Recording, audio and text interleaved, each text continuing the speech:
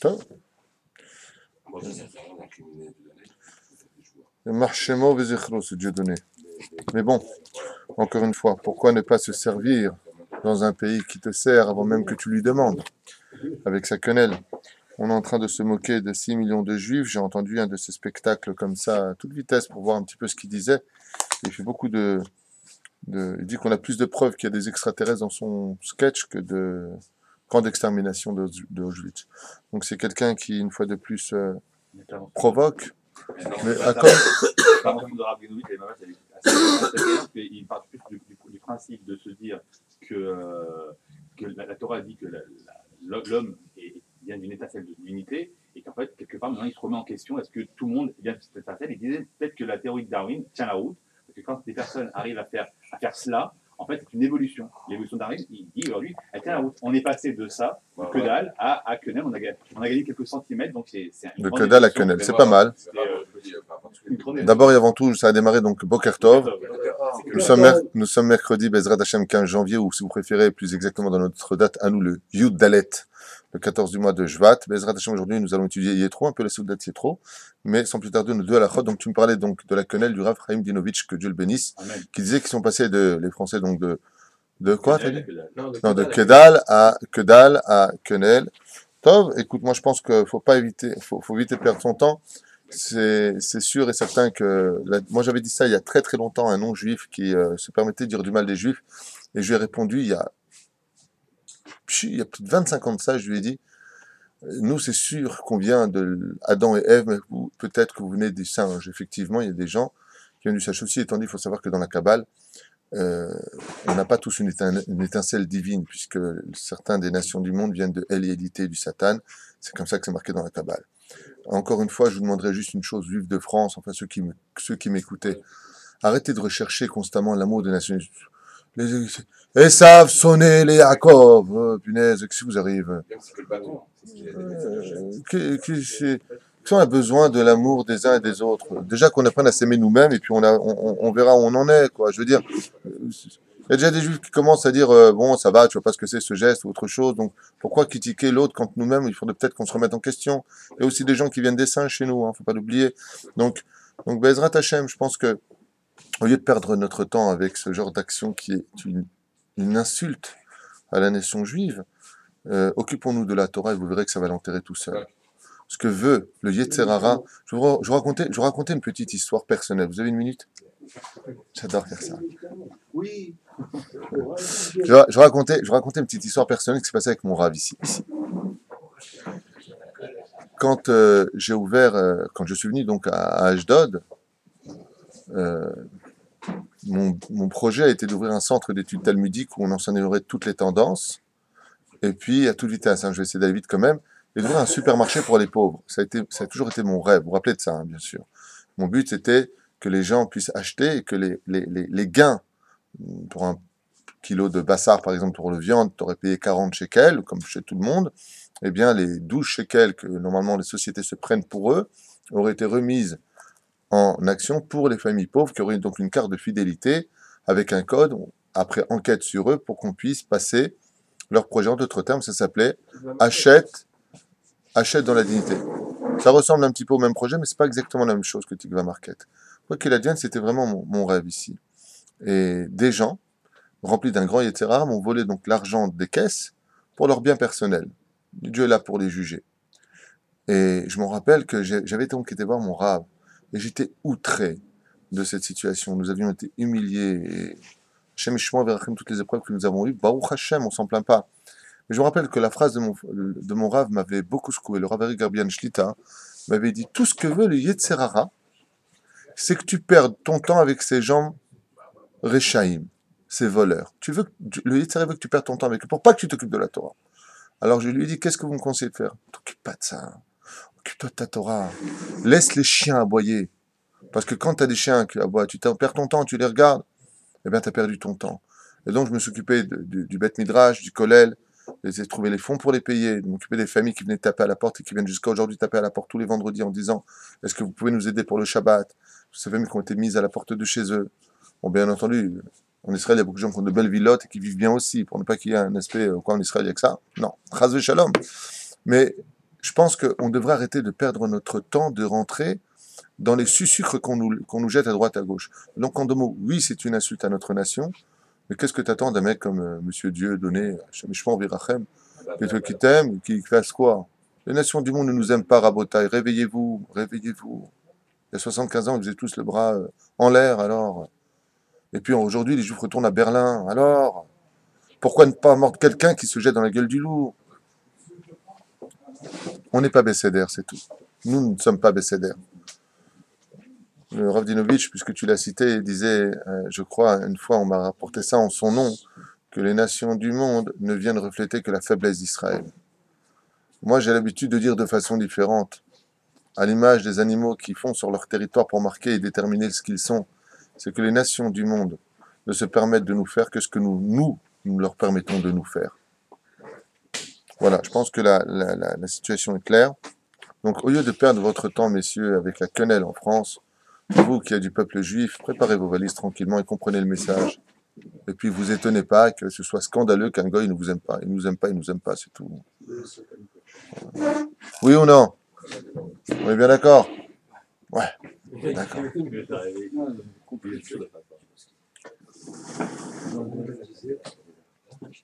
Aïmiesh Riyouv, l'Enachek et Mzouza. Oh, j'aimerais bien qu'on démarre un petit peu le sujet. Est-ce qu'on a l'obligation d'embrasser la mezouza quand on rentre et quand on sort? C'est la question qui a été posée. Hein? Magmara Mamseret Avodah Zara, il y a marqué là-bas, Yud Aleph Amoud Aleph, il y a marqué, mais ce paral, Ankelos, Aguer, Shniach Yadol la mezouza, Ve'al Pi Midrash Zekata Varama, Sheyesh Noagim Laniach et Ayad la mezouza, Sheyotze Nichnas la Bait, Venagu Gamken Enashek Ota Minak Tov U Ve'enu Chiyuv. Ce n'est pas une obligation, mais c'est un minhag, puisque le guerre, qui était donc Ankelos, a été un des premiers à l'avoir mise en pratique. On mettait en général la main sur la mezouza pour l'embrasser. Ramim nous disent, on a fait un cours sur la mezouza d'ailleurs où j'expliquais là-bas que c'était un minhag. Là-bas que c'est ce qu'on appelle Zeili ben Vehu, les hadder et à mitzvah, montrer son attachement à la mitzvah Bezrat Hashem. Donc le minhag d'Israël, oui, est de l'embrasser, mais tu peux pas dire à quelqu'un, pourquoi t'as pas embrassé la mezouza? Tant pis pour lui, mais il n'a pas fait de péché. Il n'aura pas des comptes à rendre sur cela en disant, il n'y a pas de chiyuv. Par contre, le chiyuv, c'est de la regarder. Le chiyuv, c'est de la regarder. Une fois, le Baal Shem Tov est rentré dans une bête à Knesset, il est ressorti, il est rentré, il est ressorti, il est rentré, il est ressorti. Le bédo lui a dit, vous embrassez jamais la mezouza, il lui a dit quand elle sera cachée. Raison ouverte, elle n'était pas cachée. Bon, ça c'est le Baal Shem Tov. Quoi qu'il advienne, nous, il faut qu'on fasse attention sur cela, de montrer notre attachement. D'accord? Bien. Aïe Mouta Laniach Ashpa Samouch la mezouza, peut-on déposer une poubelle près de la mezouza? Tu veux déposer à la porte. Question qui est posée. Yesh tishtalesh laniach là-bas, j'ai besoin que gon matate au lichlouch, ni tu déposes là-bas ni un balai, ni de la saleté à la mezouza. Et pourquoi Béhémet, on en viendrait à déposer de la poussière, de la saleté dans la mezouza? Parce qu'il y a une ségoula, je ne sais pas s'il parle de ça ici, mais il y a une ségoula de ne jamais balayer ta boutique si tu veux. Tu as fait une bonne journée par exemple, ou une journée moyenne, peu importe. Et tu veux rajouter du mazal, ne donne jamais un coup de balai dans ta boutique le soir. Jamais. Et le lendemain matin, j'ai pas le temps. Alors ce que tu fais, c'est que tu prends, dans la Kabbale on dit comme ça, tu prends toute ta poussière, tu ne la jettes pas à la poubelle. Tu la réunis quelque part et tu la laisses. Pourquoi? Parce que dans la poussière, il y a les pieds de tes clients qui sont rentrés. Donc il y a encore une ombre de mazal qui est dans ta boutique. Et le lendemain matin, quand tu arrives, tu ramasses tout et tu jettes. Une nouvelle journée. Toute la nuit, ça a eu le temps de, comment dire, bain-marie, comme ça. Ça a eu le temps de fermenter, on va dire. Hein? C'est un enseignement de Rabbi Moshe Deri. C'est comme ça qu'il m'a expliqué les choses. Il a dit, il faut jamais enlever la poussière de la journée du travail, tu la laisses. Le lendemain matin, tu l'enlèves. Donc on aurait pu penser que cette poussière, cette saleté, tu la mets près de la porte. Donc là où il y a la mezouza. Ne mets pas cette poussière là-bas. Et là, il a fait pourquoi? La mezouza, c'est quelque chose de spirituel. Il y a de la Torah. Il y a un manque de kavod par rapport à ça. Donc tu mets de l'autre côté, dans un endroit où ça ne dérangera pas. Étant donné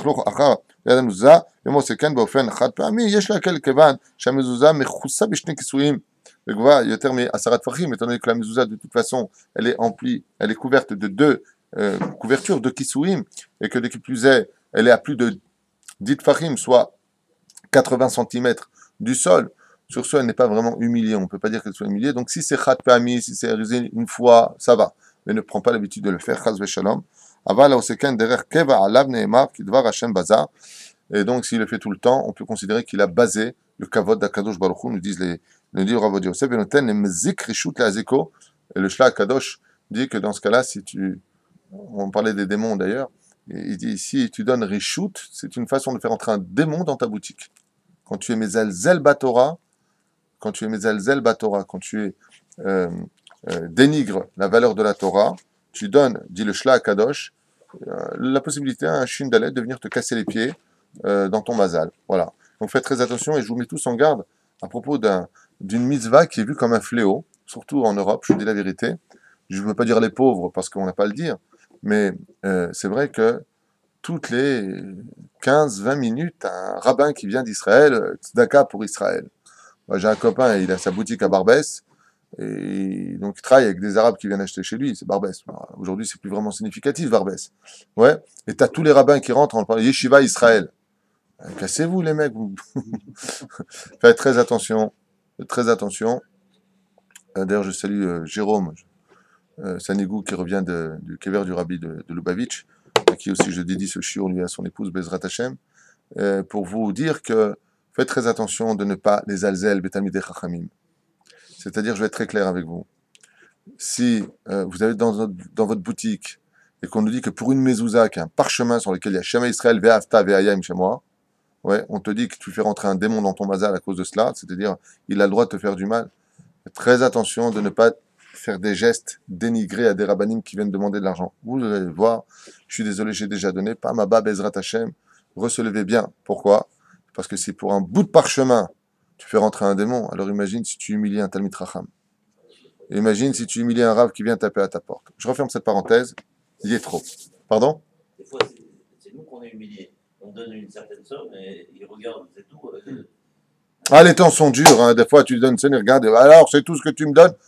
Eh bien, c'est pas Mina Shamaim ça.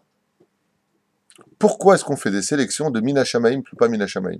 C'est le mec qui a donné une gifle à sa femme, il a dit c'est Mina Shamaim, chérie. Mais t'as le pauvre qui lui dit quoi, c'est tout ce que tu donnes, c'est Mina Shamaim, c'est du kilo. Akol Mina Shamaim chutz mirat Shamaim. S'il te fait ça, tu lui dis pas. Moi, plusieurs fois, des gens qui ont fait. Je lui dis Zema Sheani Achol la tête. Il m'a le rotsé tarzir. Mais je ne vais pas lui dire qu'est-ce qui t'arrive, t'es chutzpan. Une fois, j'ai, comme ça, sur la tombe de Rabbi Shimon Bar Yochai, un Breslev qui vient me voir, et je lui donne ce que je peux lui donner, grâce à Dieu. Et il me dit, donne, style, son paradin. Alors je lui dis, tu vois tous tes copains là-bas, ils sont tous venus me voir avant toi. Toi, tu prends le dessert. Hein? Il m'a fait un clin d'œil. Toi? Je ne vais pas commencer à lui faire la morale maintenant, t'as qu'à aller travailler, je comprends pas, tu vis dans la forêt. Robinson Crusoe et le mec. Pas jugement, je ne vais pas l'humilier, rien du tout. Je lui ai dit, c'est tout ce que je peux faire, Tzadik. Ouais, va te suicider après que je fasse moi. Je suis ton père, je suis ta mère, je fais ce que j'ai pu. Quand il s'agit de petites choses, quand il s'agit de grands dons, nous avons nos œuvres ici. Comme c'est marqué, charité bien ordonnée d'abord commence par soi-même. Ici, nous avons de grands frais, donc je donne d'abord ici, si j'ai les moyens de pouvoir aider. D'abord, c'est ce lieu ici, qui hier on a fait un cours sur les secrets de la France, on a parlé un petit peu de la France, un cours à voir. C'était bondé de femmes, hein, c'est sûr pour les femmes, donc il y a beaucoup, beaucoup de monde. Et donc, si on fait de ce centre un centre d'études, on peut divulguer la Torah, c'est la plus grande tzedaka qu'on puisse faire dans ce monde. Heureux celui qui participera à cette mission, Be'ezrat Hashem. Il est trop, c'est trop, ce Yétro, il est trop bon. Ce Yétro, ce goy qui, pape de toute la Vodazara dans le monde, à la paracha à son nom. Mazel Tov. Et quel paracha? Celui du don de la Torah et des 10 commandements. Le seul qui sera capable de donner un conseil à Moshe Rabbeinu, mis en application dans la Torah, ce représentant des nations du monde, celui qui vient de la source énergétique la plus élevée de toutes les sources, c'est-à-dire celle de la Sitra Achara. Celle de la Sitra Achara, c'est-à-dire celle des forces du mal. Ce Yitro dont nous parlons ici dans cette paracha n'est pas n'importe quel personnage. C'est un personnage qui vient réparer une situation antique qui démarra à l'époque de la faute originelle, création du Nachash et de Ève, comme on le voit dans le Masechet Avodah Zarah, Masechet Shabbat, et d'autres Masertot, où le Nachash avait donc pris Ève et l'avait mise enceinte. Le serpent avait pris Ève et l'a mis enceinte spirituellement d'une âme qui s'appelle Caïn, et ce fameux Caïn avait tué son frère, qui s'appelait Hevel. Et on sait que Moshe Rabbeinu alav shalom n'est autre que Hevel.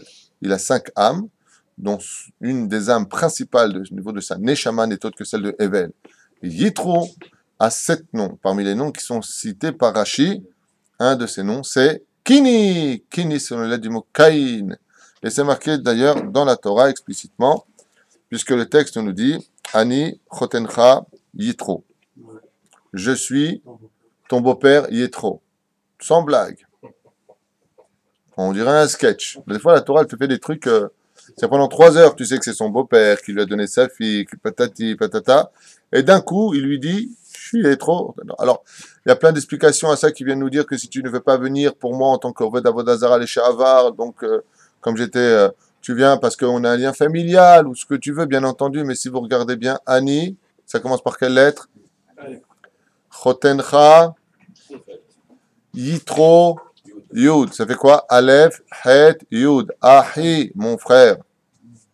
Yitro vient dire à Moshe Rabbeinu, je ne viens pas te voir pour une histoire simplement de nation face à nation, du converti de l'histoire. Je viens réparer le crime que j'ai commis, car je sais aujourd'hui qui tu es pour moi. Tu es mon frère Evel et moi je suis Caïn, car Yitro est la réincarnation de Caïn.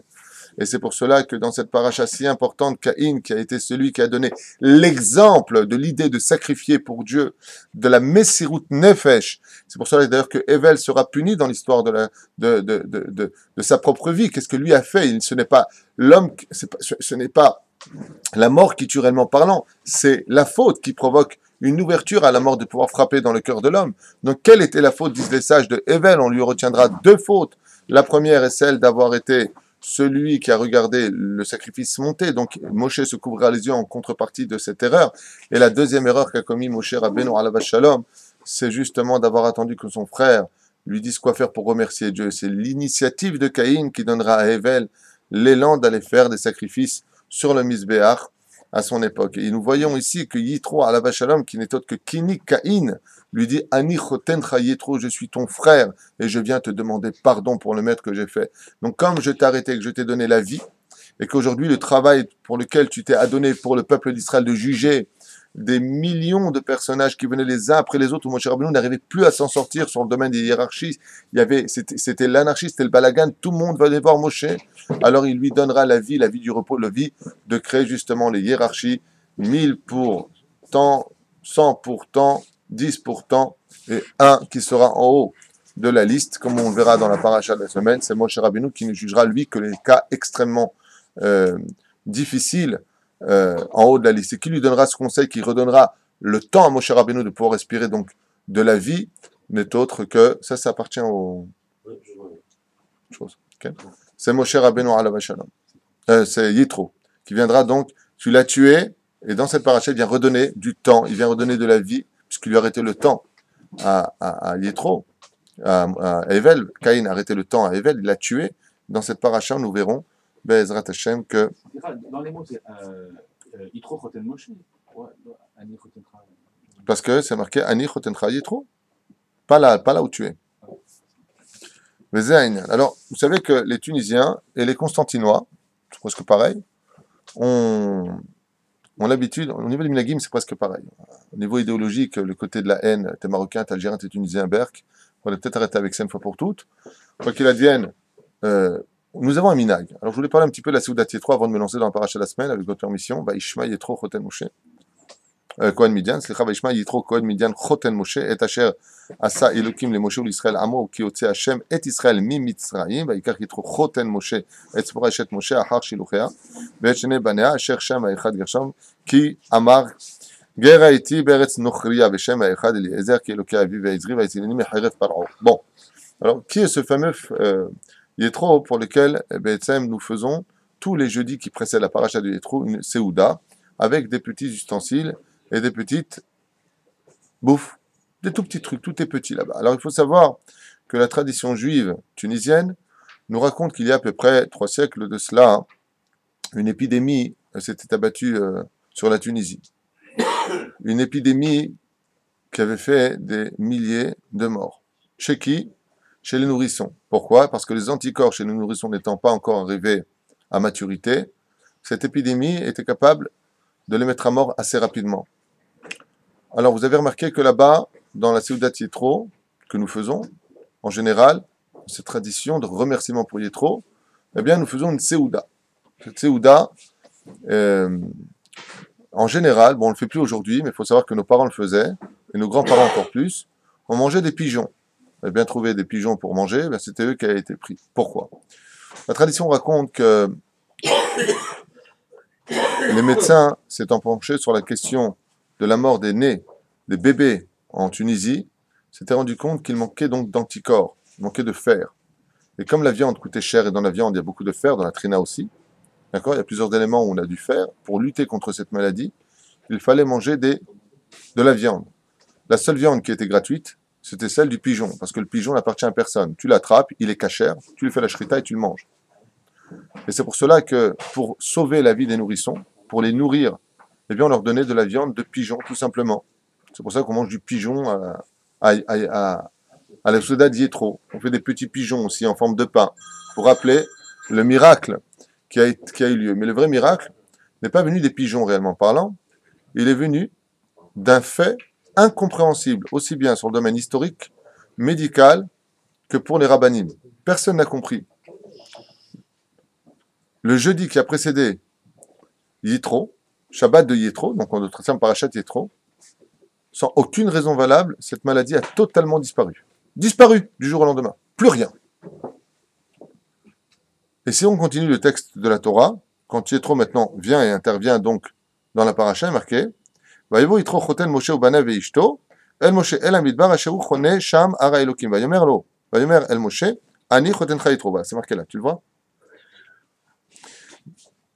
בא אליך ואשתך ושני בניה עמה. ויצא משה לקראת חותנו, וישתחו וישק לו וישאלו איש לרעהו לשלום.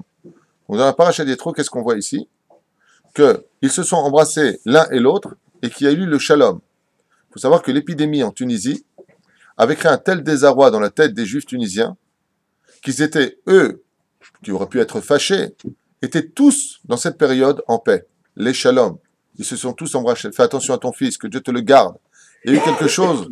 Comme il est marqué, Moshe avec ses deux fils qui viennent de Ger et qui viennent de Gershon. Ger Haïti, Beretz Nochria, Eliezer, Dieu m'a aidé. Donc les enfants ici jouent un rôle prépondérant d'Afka dans la paracha d'Yétro. Et il rejoint sa femme et il y a eu la paix entre eux, comme en Tunisie. Pendant l'épidémie, les anciens m'ont raconté, pendant cette période, leurs grands-parents, de génération en génération, leur disaient, les Juifs pleuraient tellement la mort de leurs enfants qu'il n'y avait plus de haine entre nous. Il y avait les shalom. Chaque ish les réou. On s'embrassait tous les uns les autres. Ils rentraient dans leur demeure. Ils s'appellent Moshe le Choton, et kol asher asa Hashem le pharaon Mitzrayim, alodot vechule vechule. Et regardez bien ce qui est marqué d'un coup. Vaïtia Hashem, vaïchad vechule vechule, 2 secondes. Vaïkach yitro choten Moshe, ola, uzachim. Vaïm achorat. Voilà. C'est marqué là. Regardez bien. Vaïkach yitro choten Moshe, ola, uzachim lelokim. Vaïavo Aaron vechod zekne Israël, lechol lechem. Et quelle est la première chose que Yétro fait avec Moshe dans la Torah, la paracha d'Yétro? Une Seouda. Où est-ce qu'il est marqué? En Seouda, la Bepat Lechem, et c'est marqué ici. Vechol zikne Israël lechol lechem im choten Moshe lifnei Elokim. Donc, on a l'habitude, nous aussi, de faire cette fameuse Seouda que Yétro, la première chose qu'il a fait avec Moshe Rabbeinu, quand il a vu, il a fait la Seouda de Yétro. Donc, dans la Torah, il y a la Seouda de Yétro, bichlal. Et cette Seouda-là a été mise en application par les enfants d'Israël parce que dans cette paracha ici présente, cette épidémie, d'un coup, comme un coup de baguette magique, a totalement disparu. Alors pourquoi est-ce qu'on fait des choses en petit? Vous avez compris, parce que c'était les petits qui mouraient, non pas les grands qui eux-mêmes atteints de cette maladie ne mouraient pas grâce à leurs anticorps qui avaient mûri. Par contre, les enfants trop faibles partaient les uns après les autres, que Dieu nous préserve d'une telle chose.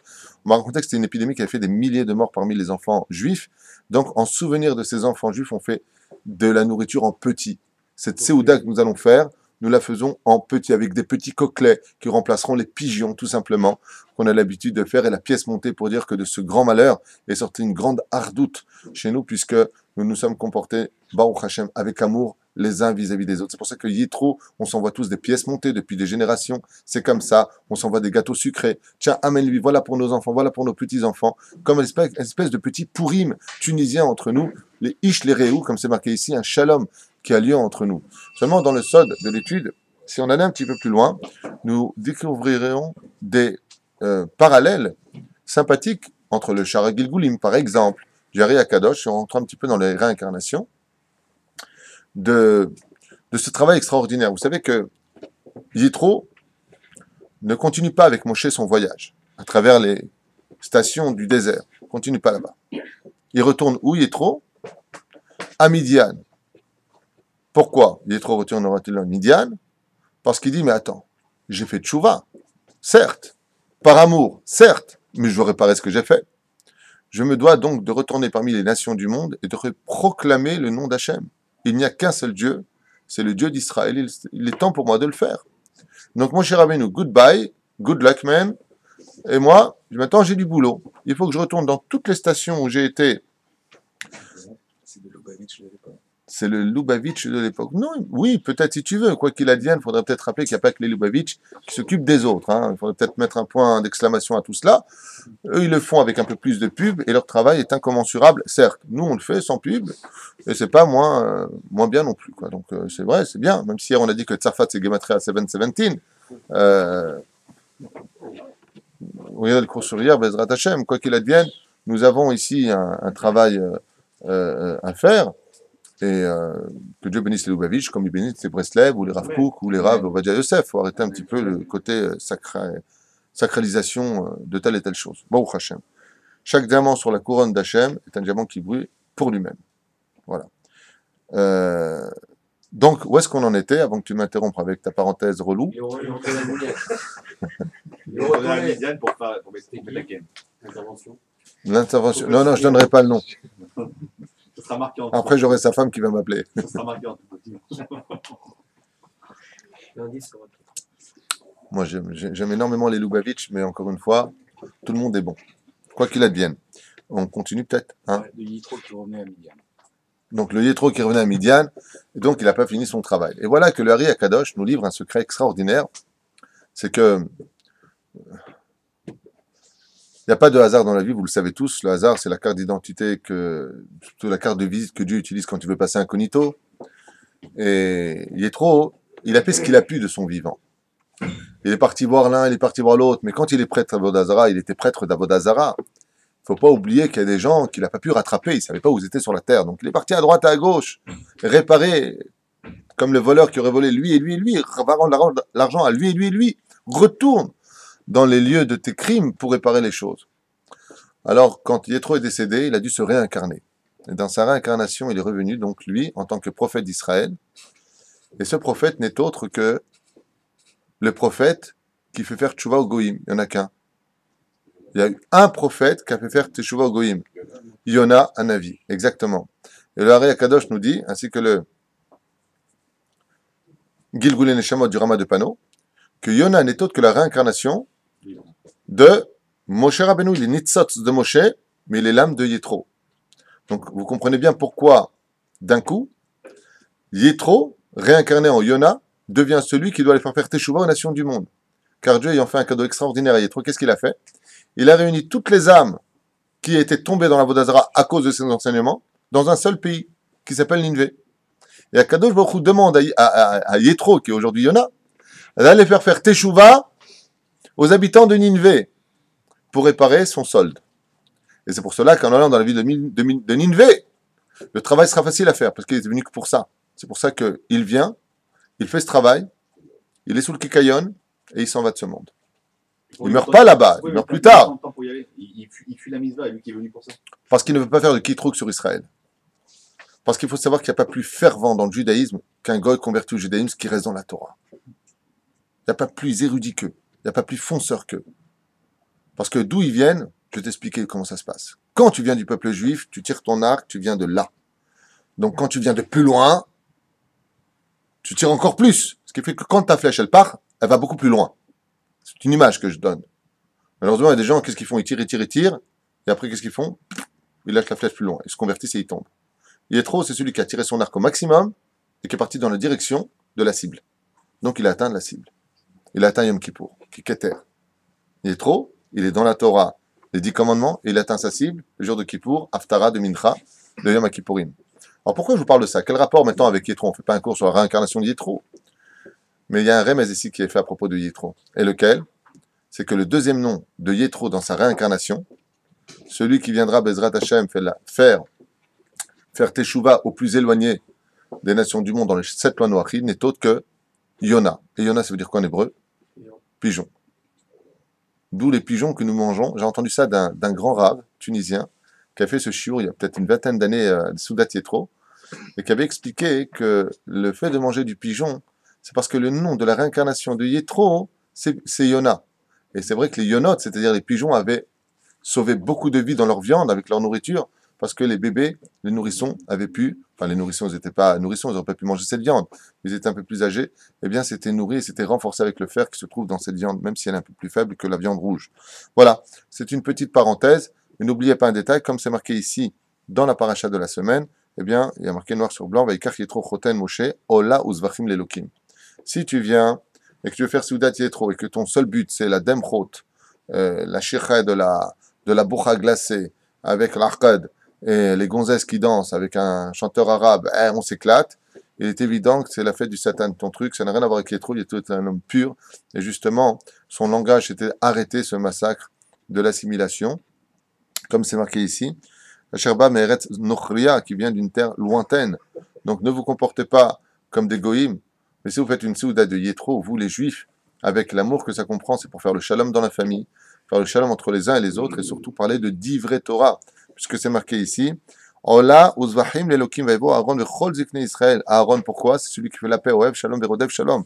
Vechol ziknei Israël echol lechem imchoten Moshe lifnei Elokim. Il y a un remez ici qui est fait à propos du shalom, extraordinaire. Avec tout ça, ce qu'on a invité. C'est un vrai appel. Je suis en paix avec toi, moi. Donc, Aaron, prenez ce minag. Toi, t'es de Oran. Toi, t'es de Oran. On a que t'es de Houtan. On n'a pas l'habitude. Donc, il y a Aaron qui est là. Oev Shalom Verodev Shalom. C'est lui qui va organiser cette Seouda. C'est bien qu'il invite les gens avec qui ils sont fâchés, car Aaron, il est ici dans cette Seouda. Oev Shalom Verodev Shalom.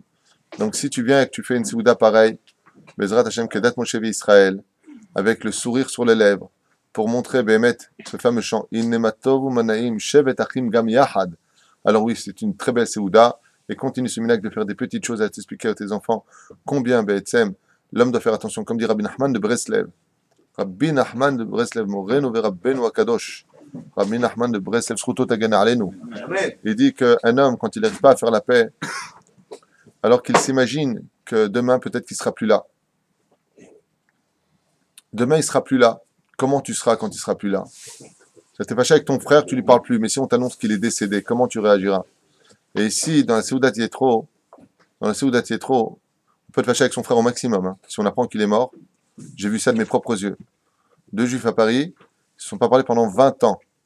Le jour où est décédé le frère, il est décédé d'une crise cardiaque sur son fauteuil, ils l'ont emmené à Aram Nuchot. J'étais à l'enterrement. Il fallait voir les hurlements de l'autre frère. Pendant 20 ans, je ne t'ai pas parlé. Il tapait la terre. Pardon, pardon, pardon, pardon. Et c'est ce qu'il dit Rabbi Nachman de Breslev. Fais attention. Parce qu'ici, on parle de la mort des nourrissons d'Israël, de la Tunisie.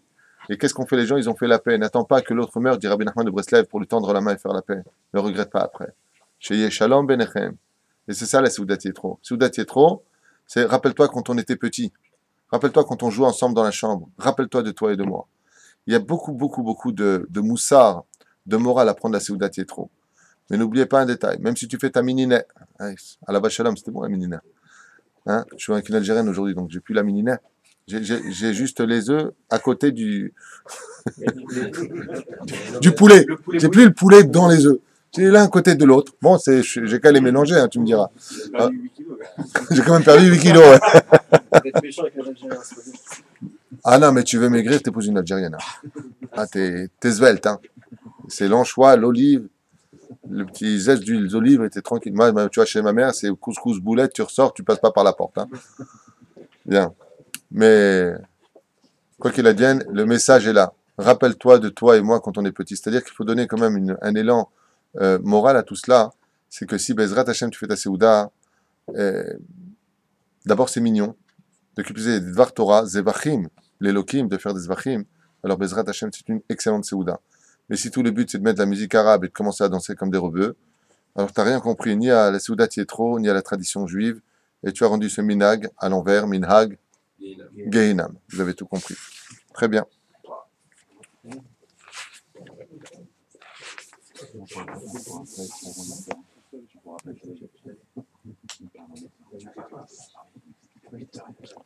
Tov.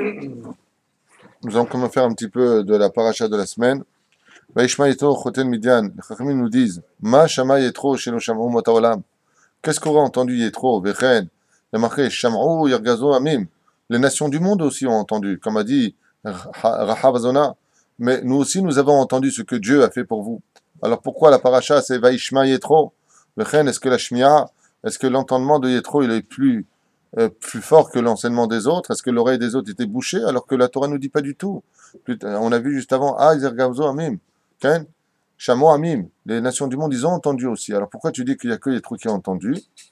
D'abord et avant tout, il faut savoir que là, nous avons, Mamash, mis le doigt essentiel sur les plus grands défauts des nations du monde. Ils savent tous la vérité, ils entendent tous ce qui se passe réellement. Il n'y en a pas un d'eux qui peut voir les Arabes, dans l'absolu. Ils savent très bien que ce sont des voleurs, que ce sont des gens qui conquièrent ce qui a déjà été créé. C'est la première chose. Et malgré tout, ils font la sourde oreille. Manitou avait l'habitude à la Vachalom d'appeler ça le symbole des nations du monde, c'est la mauvaise foi. Ils savent la vérité. Ils savent la vérité. Ils savent très bien qu'il n'y a pas un peuple plus moral que le peuple d'Israël. Et ils font tout pour que dans les médias, les pauvres Palestiniens soient les victimes et nous, les agresseurs. Alors qu'eux-mêmes, aujourd'hui, deviennent les victimes de leur propre idéologie. Dieu leur a mis exactement en face d'eux ce qu'ils sont. Mida kenegen mida lo batla, exactement. Alors il faut faire attention à cela, car Yetro ici c'est le symbole de celui qui est le premier représentant de la nation non juive à enfin accepter la réalité telle qu'elle est, et de dire, oui, voilà la réalité est là. Vaishma Yetro, lui a entendu comme les autres, seulement lui il a dit, mais si j'ai entendu, alors pourquoi je ne réagis pas? C'est toute la différence. Tout le monde sait exactement ce qui se passe ici. Nous sommes en train de donner notre pays gratuitement à une nation qui a été inventée, mamage de toutes pièces par le mandat anglais. Tout le monde fait style, pas du tout, y compris dans notre propre peuple. Hein, c'est normal, nous avons toujours nos virus dans notre peuple. Hein, ça fait partie du lot, puisque le combat n'a pas lieu qu'à l'extérieur, mais à l'intérieur. Et à travers cela, eh bien, nous avons un personnage qui fait enfin preuve de franchise. Ça s'appelle l'homme de vérité. Yetro est un homme de vérité.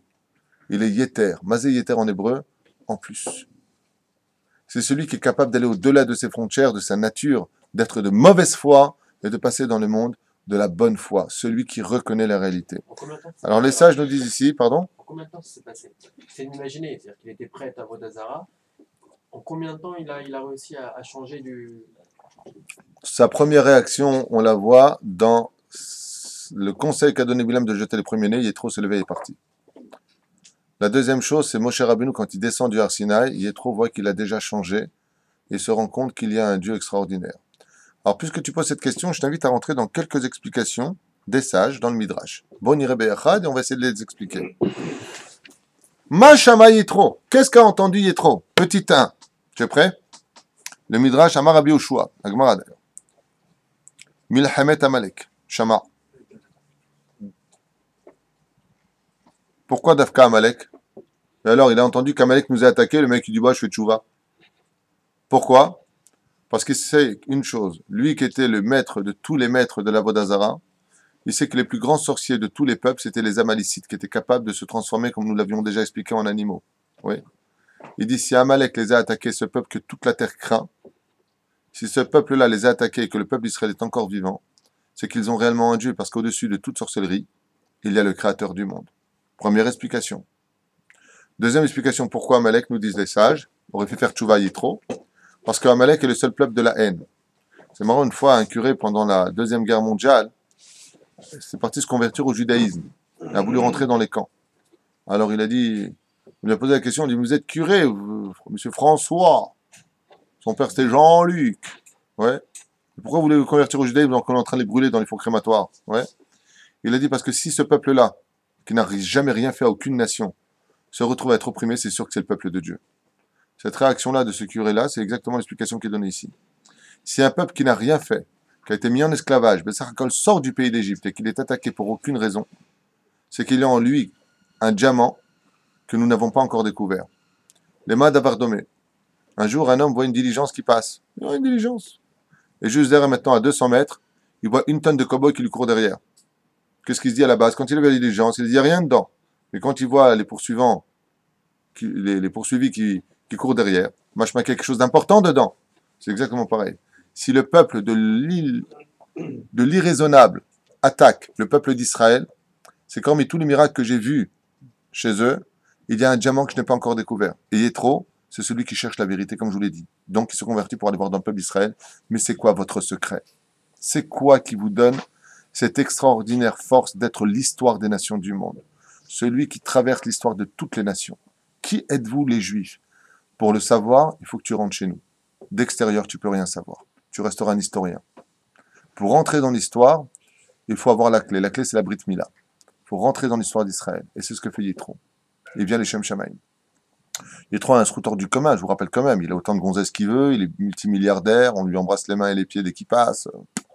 Il n'a pas de maladie, le mec, il est super bien. C'est un roi vis-à-vis de tout le monde. Tout ce qu'il donne comme conseil est bu comme de l'eau dans le désert. Franchement, de se convertir au judaïsme pour devenir celui qui va être dénigré, bien entendu ruiné, bien entendu plus personne autour de lui, l'homme vagabond de l'histoire, c'est quand même tout accepté pour la Torah. Yéthro est celui qui démontre à l'épage un petit peu de route pour les femmes. Yéthro, c'est vraiment le symbole de celui qui dit la Torah avant tout. Peu importe ce que penseront de moi mes parents, peu importe ce que penseront de moi mes amis, peu importe si je perds mon travail demain, peu importe si je deviens un vagabond des rues, mais d'abord, laisse-moi juif. Il est celui qui reflète parfaitement la conversion masculine. Comme a dit Ruth, où tu iras, j'irai, je mangerai, dormirai, ainsi de suite. C'est le symbole. Donc, Amalek. Deuxième explication pour ta question. Rabbi Elazar Amodai nous dit Matan Torah Shama. Il a entendu le don de la Torah. Et pourquoi ça l'intéresse? Parce que vous avez remarqué que toutes les nations du monde ont instauré des lois chez eux. Mais toutes les lois sont votées par les hommes. Par exemple, dans les religions, au fur et à mesure, les hommes ont écrit leurs choses. Il ne faut pas faire ceci, il ne faut pas faire cela, basé sur, pour eux, l'Ancien Testament, par exemple. Mais leur morale ou leur immoralité vient des hommes. Il y a marqué Yéthro Shama, le goy, celui qui voit la vérité en face. Il reconnaît qu'Israël a été un peuple qui a reçu des lois non pas fixées par les hommes, mais fixées par le Créateur du monde. Donc, étant donné que maintenant nous avons une ligne de conduite, car les lois juives ne sont rien d'autre qu'une échelle qui te permet de rejoindre le Créateur. Qu'est-ce que sont les lois juives que nous avons? Comme c'est marqué, Alevai otita azvu vetoratit ishmeru. Lâchez-moi les baskets, il dit Hachem, à moi personnellement. Mais retrouvez-moi par le biais de l'étude de la Torah. Donc, Yéthro est celui qui comprend qu'il existe enfin une échelle non plus philosophique ou artistique dans le niveau de la conduite qui pourrait permettre à un homme de devenir des jambons, en deux mots, comme vous avez l'habitude de l'entendre, mais qui a vraiment un chemin pour rejoindre la façon de penser d'Hachem et la façon d'adhérer à Hachem. Ne soyez pas des juifs du cœur, comme on a souvent l'habitude de l'enseigner. Dieu est dans mon cœur, je n'ai pas besoin de faire Shabbat pour être un bon juif. Tu te trompes, c'est ce que vient t'enseigner ici Yéthro. Pourquoi est venu Yéthro? Parce qu'il y a eu le don de la Torah. Qu'est-ce que c'est être juif? C'est dans la Torah. C'est pas parce que ta mère c'est Fritna et ton père c'est Fortuné. C'est quoi être juif? C'est parce que tu fais Torah, Mizvot, Maasim, Tovim, Titnaeg, Kemo Yehudi. Comporte-toi comme un juif qui mange kasher, qui se sépare de sa femme quand elle est un peu disposée, qui bien entendu embrasse sa mezouza, qui met niert tfilin. Oui, ne sois pas comme les nations du monde. Donc s'il y a un chemin, un mode d'emploi pour devenir juif, la preuve en est, si tu es né d'une mère juive et que tu fais pas Shabbat en prenant ta voiture, tu perds ton titre de juif. Pour le Shabbat, pour le Minyan, pour le Sefer Torah et ainsi de suite. Si tu travailles avec la lame, c'est pareil, on en a souvent parlé. Donc oui, tu es né juif, mais tu peux perdre ce titre-là. Donc fais attention, rentre dans le mode d'emploi, le Zohar le dit ouvertement. Tu es né d'une mère juive, tu ne faisais pas Torah en mitzvot, Avraham ne te reconnaît pas, il te laisse rentrer au Gehinam. C'est marqué noir sur blanc dans le Zohar Kadosh. Il regarde, il est marqué Avraham se tient à la porte du Gehinam. Avraham bepetah haoel. Et là-bas, il laisse pas ses enfants rentrer, comme c'est marqué dans Masechet Shabbat, Bedav Kouf, Dalet Amud Aleph en bas, que les enfants d'Israël ne rentrent pas au Gehinam. Et pour cela, il faut qu'ils te reconnaissent en tant que juif. Donc si tu faisais Zera Levatala, tu te comportes comme un goy. Avraham, il te reconnaît pas parce que tu as remis spirituellement le prépuce à sa place, même si tu as été coupé à 8 jours. Il y a des choses qui nous dépassent, Rabotai. La Torah, c'est pas un jeu, c'est pas facultatif. Tu es obligé d'être pieux. Tu es obligé d'être religieux. C'est pas si tu veux ou pas. C'est pour ça qu'Akadosh Baruch Hu nous met les 10 commandements dans Yéthro. Parce que Yéthro a compris que pour devenir juif, il y avait un mode d'emploi. Il y a un mode d'emploi. L'Ikboa itim la Torah. Ne fais pas du Lachon Hara. Ne parle pas de l'un et de l'autre. Sois un juif cachère à la maison comme à l'extérieur de ta maison.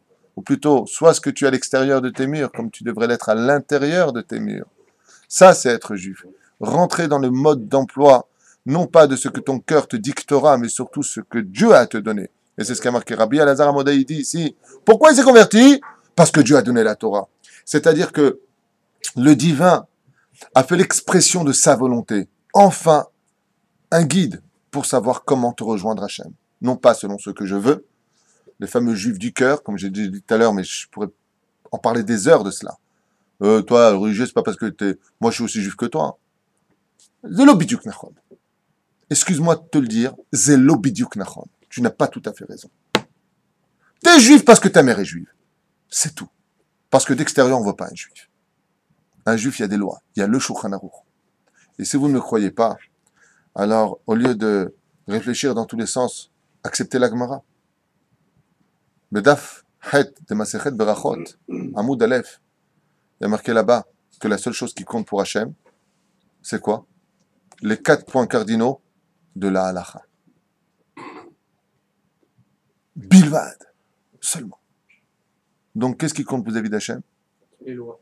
Alors, faites attention à des gens qui ont des kippotes sur la tête et qui vous disent « vous, de toute façon, vous dites Shulchan Aruch, comme ça, Shulchan Aruch. » Mais c'est ça qui fait de toi un juif en douille. Parce que sinon, c'est quoi ton judaïsme à toi? C'est quoi? Je m'achète la conscience, j'ai une petite kippa sur la tête, je mets des tuilines comme une gonzesse à la maison sans mignonne. C'est ça ton judaïsme? Je juge pas, hein, chas v'shalom. C'est déjà bien que tu mets tes tuilines, ça veut dire chassid, attention, c'est bien, oui, mais pas au bout de 20 ans. Évolue un peu dans la vie, quoi. Je veux dire, c'est comme le salaire, tu veux bien qu'on t'augmente à un moment, pour 20 ans, dites-moi, monsieur, je suis au bout de 20 ans. Une petite augmentation quand même, hein? Ouais. Eh ben, tu vois, pour l'oseille, tu demandes une augmentation. Eh ben, Dieu demande pareil au niveau de tes mitzvot. Augmente un peu, il y a bleed, avance. Avance dans la vie, passe à autre chose, évolue chaque jour. Bezrat Hashem. La retraite. La retraite, quelle retraite? Non, ne répondez pas, c'est une personne... Ça vous montre quand il a bien travaillé toute sa vie, il touche Viens, Shombrim, Shamar, Chet, Haegel. Et il a entendu la faute du veau d'or. Ah, mais c'est après la faute du veau d'or. Parachat Kitissa, il dit non, En Mouchar Ven Mukdam Batorah. Il n'y a pas d'avant, il n'y a pas d'après dans la Torah. Maïn Afkamina avec Yetro qui a entendu la chet du veau d'or. La faute du veau d'or. En quoi la faute du veau d'or? Et il y en a qui disent Para Adouma. Il a entendu Para Adouma, c'est quoi? La vache rousse. Alors pourquoi ces deux éléments-là auraient-ils pu créer une réflexion chez Yetro? Alors je m'excuse pour ceux qui nous écoutent si je vexe quelqu'un dans mes propos, mais 2 réponses à vous donner. La première, c'est que je m'excuse. La deuxième, je ne suis pas là pour vous plaire. Ce que je dis, c'est référencé, c'est enseigné par les sages. Je n'aime pas aller dans le sens du poil. Il y a beaucoup de gens qui le font, et pas besoin d'un personnage en plus.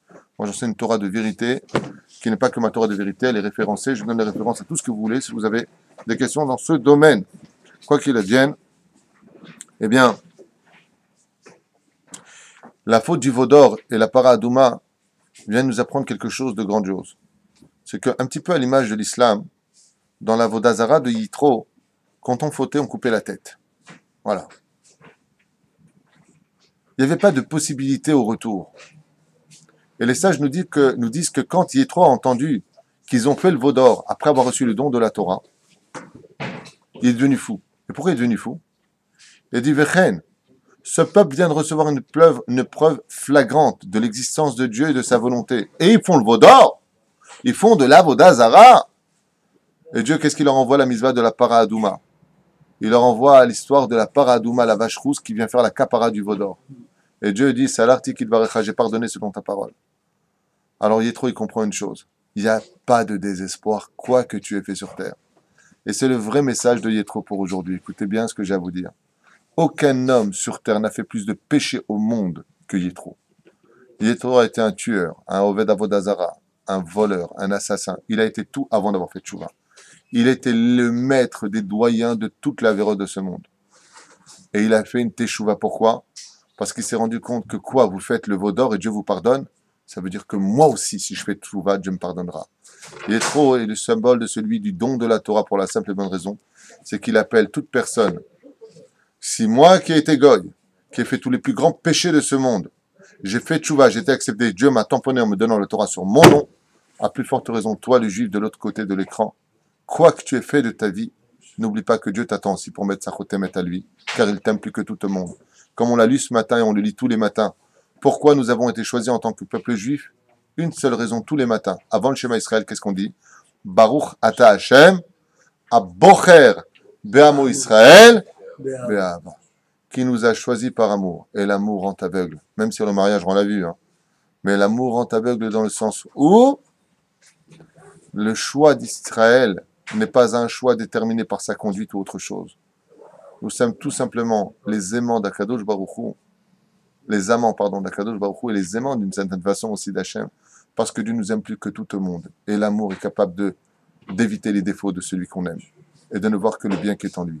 Donc, qui que tu sois toi aussi, dépassiez trop parce que tu es né d'une mère juive, ce qui n'était pas son cas. Kol Tov. Zach.